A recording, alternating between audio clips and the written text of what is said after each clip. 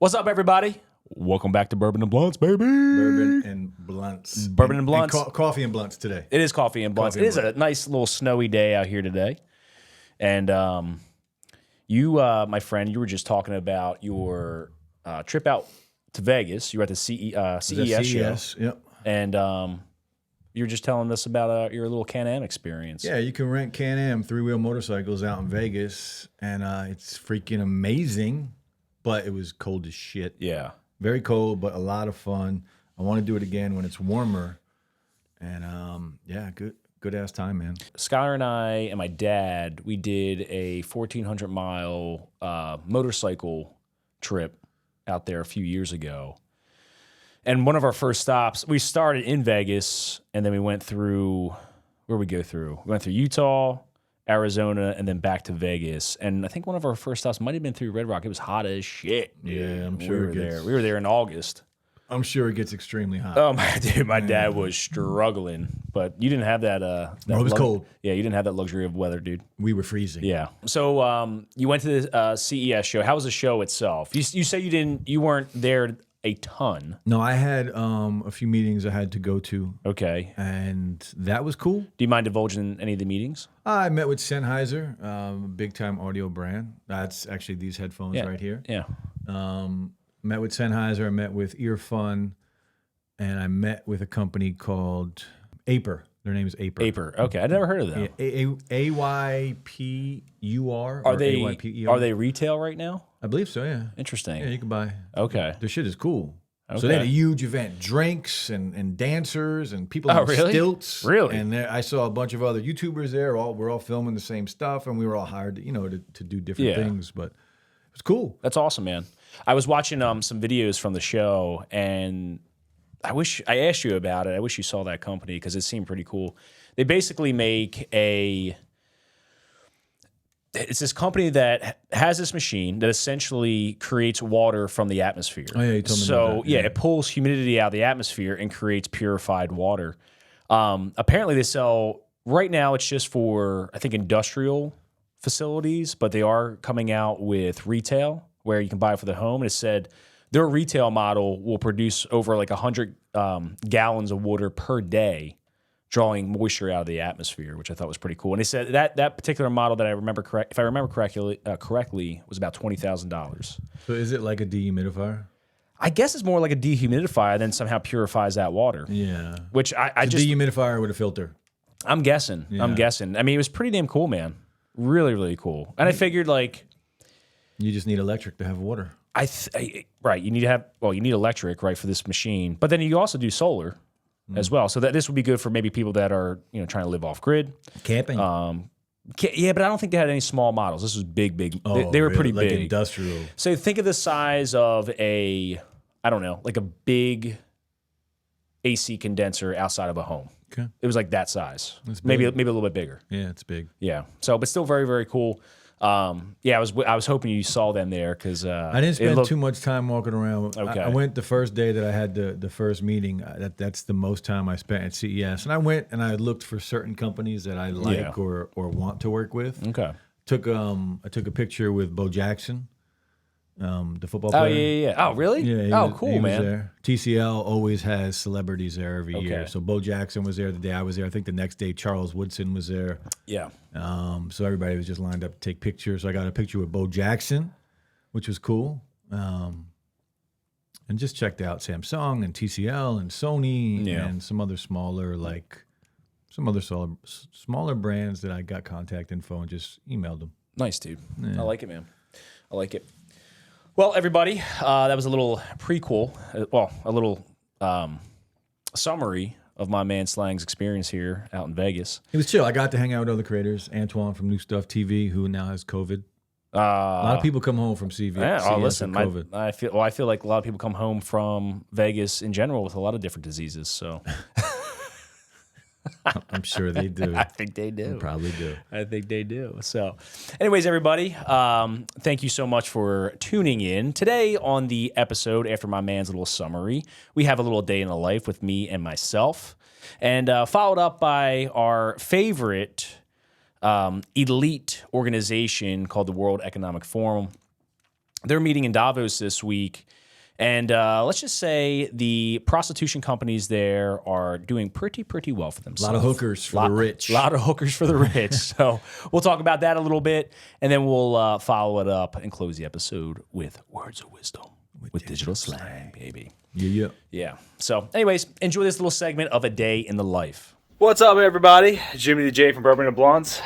And today, on the Day in the Life, on this wintry, snowy day, got to get my boathouse workout in, baby. Got my bench, got my dumbbells. Little boathouse workout for yous. Yeah. Yeah, freaking old school, baby. Old school. However, no matter what, you got to get it in.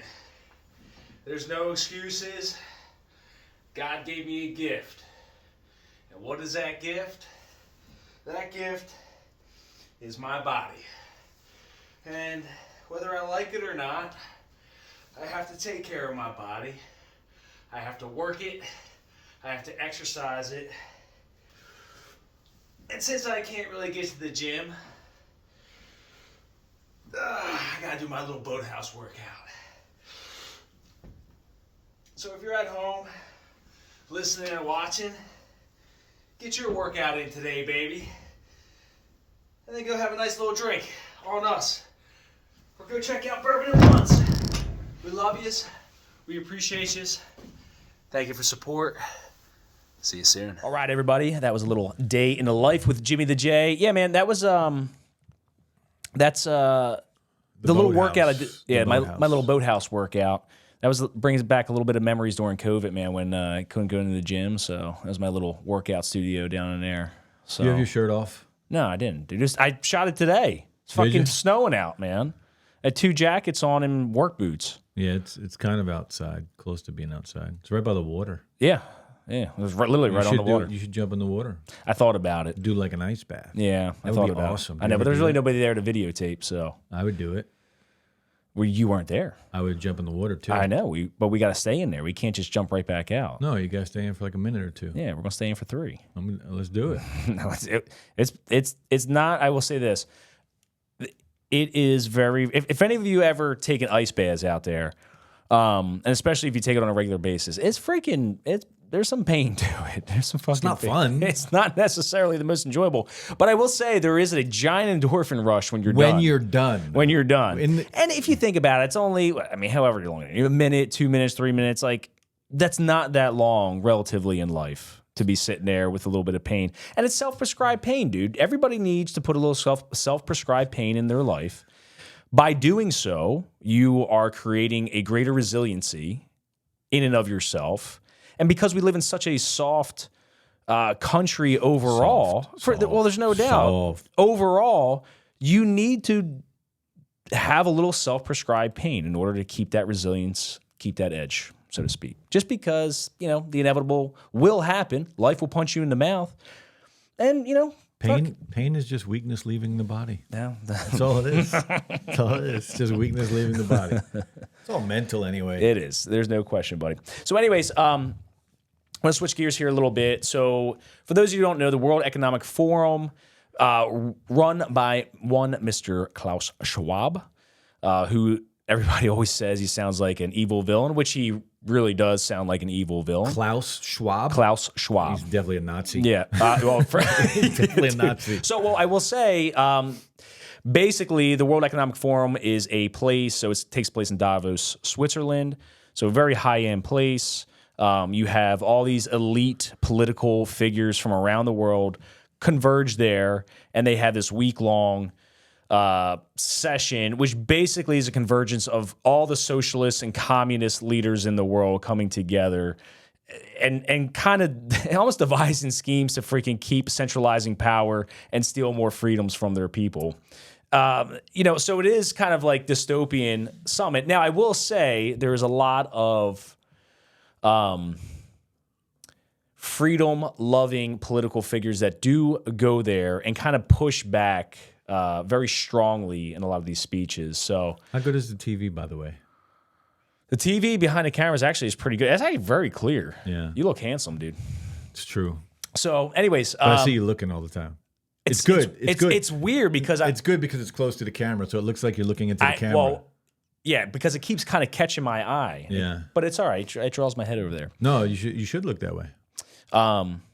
So anyways, the World Economic Forum was meeting this week in Davos, and this is from Valuetainment. What the fuck? WEF, Davos escort services are completely booked. Wait, what does WEF mean? World Economic Forum. Oh, I thought it was like because it said WTF. So then I'm thinking like WEF is like something similar. Yeah, you know what WTF Of means. course. Right. So anyways, completely booked during the 2024 conference, which again is happening this week as we shoot right now. Today is January 19th. And so let's just think about this before we even dive into the article. You have some of the most powerful political figures The most powerful. in the world go to this summit. Oh, man. And by the way, you have these freaking escort services are completely booked. They're like, let's get some hookers. Let's get some freaking damn hookers, That's what they're right? saying. That's what all them rich people out there that are in control of the world are out there fucking. Right. So, and listen to me. That's fine.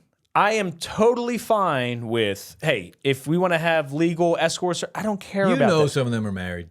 Dude, I know some of them are married. And not even just that. These are people that run countries. Yeah.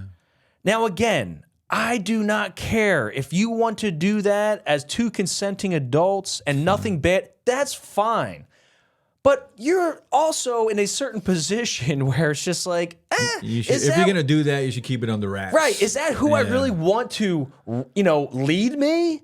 I don't freaking really think so, right? So let's just get into this this article.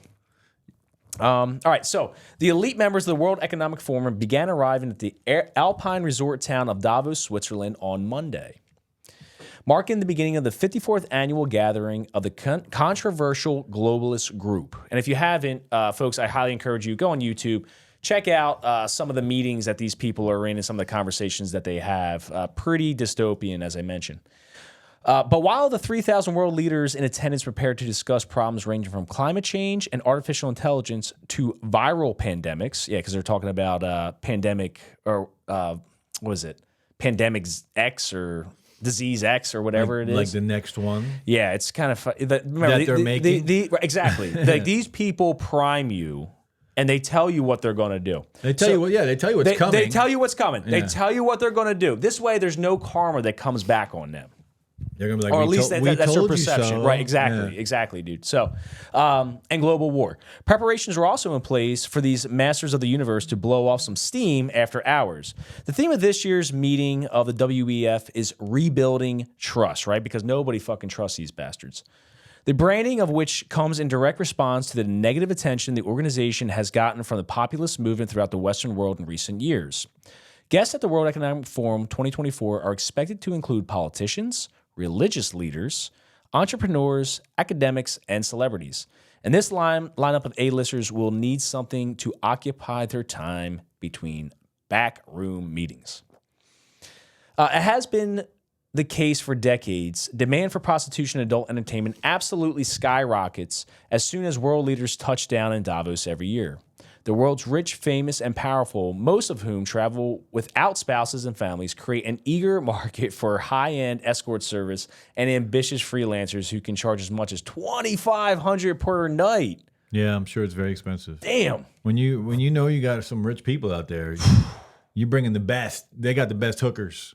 And it would seem as though the 2024... If there's such a thing. The best hookers? If there's really Yo, I wonder if there's like a... Is there a tier level of hookers? I wonder if there's a convention for like... there's got to be. I mean, you would...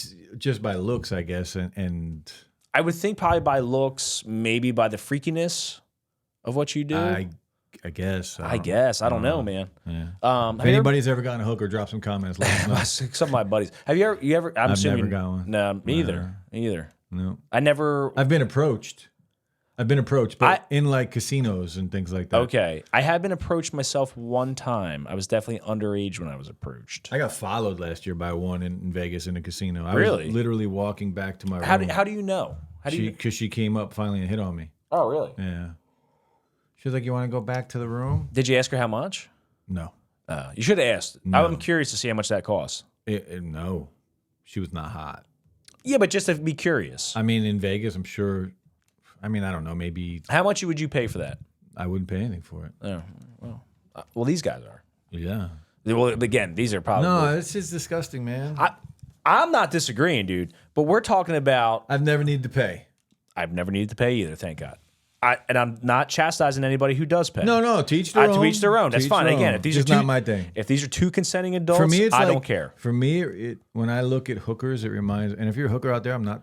Do your thing. You're probably making more money than I am. Right, absolutely. But I kind of equate it to like doing cocaine. I've never done cocaine, Right. but I look at cocaine as a dirty drug, and I look at hookers like dirty sex. Oh, that's an interesting perspective. Yeah. Why do you look at cocaine like a dirty drug? Is it just a perception you have? Yeah, it's just a perception. Okay. I wouldn't know. I've never done it, but Neither. it doesn't look fun. It doesn't look exciting. You get fucking amped up like crazy. It could instantly kill you. Yeah. Like it's just a dirty drug. I understand what you're saying. I could see your point. I would bet you there's a lot of people out there that would disagree. That's fine. To each their own. Yeah. And I could see how you would correlate the relation to the dirty drug of cocaine and prostitution. I could it's just- understand. it's dirty sex, in my opinion. Okay, now let me ask you a different question. Let's say these ladies are having sex with 3 different people 3 different nights a week. What is the difference? Like every week, it's 3 different people. Yeah. What is the difference between, let's just say, a single guy who is on all these dating apps that's just going out and fucking 3 different women every single Same week? thing, except the hooker is paying for it or getting paid for it. Okay. All right. I mean, technically, if you're on a date, you're paying for it anyway. If I'm buying you steak dinner, Right. and having drinks, and then we happen to sleep together afterwards, I'm Right. Are you paying buying? for that experience. In a way, you could make that Kind of. argument, I It's think. different. It's Yes, different, of but course. I understand But you can make the argument. You're still like, if a guy's going out on a date and You're just paying in a different way. I'm just paying in a different Right, way. I'm right. paying for her. In one- like a hooker, I guess you would just pay and you would just go do that. Yeah. Right. You're cutting right to the chase with the hooker. Right. And on a date, You got to work into it a little you're bit. trying to get to know each other. Exactly. You're trying, hopefully laughing. Like, It's a different experience. Yeah. I get it. But the But in a concept way, is you're still relatively the paying same. for it. Exactly. Yeah. Exactly. The concept relatively the same.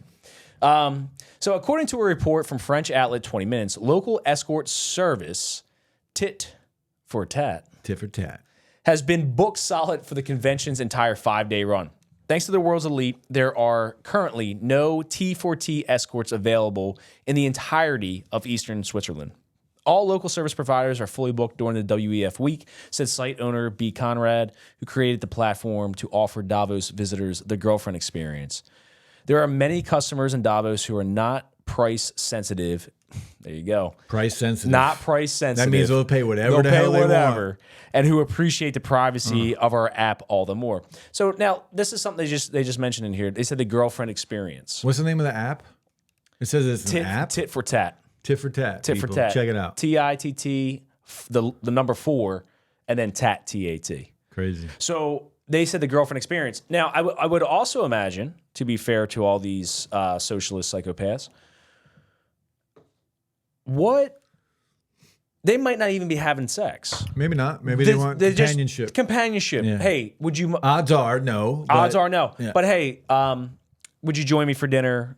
I just want a companion. Whatever. You know what I mean? We'll have Probably a nice not night, happening if you're and then paying- we'll shake hands at the end of the evening, and we go back to each other's. Now, what are the odds of that being I say slim to accurate? none. I say very slim to out none. of the, say there's 1,000 people there, maybe 2 of them do that.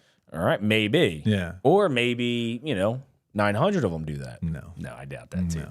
So, anyways, all local service providers are fully booked during the WEF. Oh, I mentioned that. Okay. In years past, women who offer nocturnal companionship to WEF members have described their experience mingling with Davos crowd during their meetings. A date in Switzerland during the WEF means looking at the gun muzzles of security guards in the hotel corridor at 2 a.m. and then sharing the giveaway chocolates from the restaurant with them and gossiping about the rich. escort It's a whole different world. Salome It's a whole different world. Balthus, I know, said during the 2023 conference. However, as it is often the case, escorts are reluctant to divulge the names of their clients. Believe me, you don't want to get into litigation with them, that this escort said. So, anyways, go check that out, folks, WEF. And if you know about the WEF, drop a comment below. Let us know your thoughts on that. And I highly encourage you to go to their website, check out some of their ideas. On the surface, it does appear like, oh, they want good things for the world. But the reality is the way they approach things, they're socialists, communists, sociopaths that are trying to consolidate power in order to take away the civil liberties of you and I. And it's essentially what happens. I have no doubt they want good things for the country. No, this is world, dude. For the world, if it benefits them. It has to benefit them. But it will benefit them. Of course it will. Because what happens in communism is there is a rise of a dictator, right? There is the rise of that. So the idea is, and just, original Marxist things. And I could be getting this completely, I'm sure there's a lot of more, professional people out there that study this way deeper than I have. But you basically have old school Marxist thinking where, or communist thinking where it's everybody's going to be equal. And naturally what's going to happen is we're going to have a rise of a dictator. But then the dictator is going to realize that there's no longer need for them to control everything, essentially, and then the dictatorship will disevolve back into overall society, and we all live in this type of utopia, right? And that's just an abbreviated form. But the reality is, yes, there is always a rise of a dictator, and that dictator never gives up power. Why? Because these are sociopaths, right? And that's what they want is power and total control. So they never give up any sort of power. And what happens with this type of thinking is that there is mass poverty, mass deaths, mass suffering. And I don't know how many times we have to keep seeing this in history in order for most people to realize, like, oh, this shit just never, ever, ever works that well. It takes away civil liberties, personal freedoms, your rights, and we're going to give that to the people that know better for you, these elites, these educated ones, right? They're no fucking different than you and I. No. And I would quite argue they're evil. I mean, at the end of the day, they're evil. Yeah, I mean, I don't disagree. Not all of them. Not all. I don't want to speak absolutely, but, a majority. When you look at, I don't know what the actual data is. I was reading this the other day, but it's like when you look at the amount of sociopaths in positions of power, it's disproportionately higher in that type of category than general society. Well, because I think you have to be that type of person to reach for that position. Well, right. What kind of person are you that you want to control you gotta millions and millions of people? A very narcissistic, sociopath person. And then be able to slaughter millions of people around the world in order to capture more power potentially, and you sleep good at night. Sleeping good at night is I don't know how to do that. Because they're sociopath. There is no feeling. They don't have remorse, dude. So, anyways, that's Davos. Go check out World Economic Forum. WEF, World Economic Forum. Go check out some videos on YouTube. God, the president of Argentina, Javier Milei, was there, and he gave a great speech, about a 23-minute long speech. And I'm pretty sure he is the only libertarian president ever elected in world history. And you should listen to this guy's speech. He calls them all out at the WEF. He did this about a couple of days ago. So I highly encourage you to check it out. So that does it with our little news article for today. My good man, will you wrap up this segment with some words of wisdom? It is often the small steps, not the giant leaps, that bring about the most lasting change. Journey 1,000 miles begins with one step. One step at a time, man. That's it, baby. Yeah. That's it. So thank you so much, everybody, for listening and watching. You can go check us out on all your listening platforms. And a like, comment, subscribe. We really, really appreciate it. Hit us up on all social media platforms. We'll be back soon. Bye, everybody. Deuces.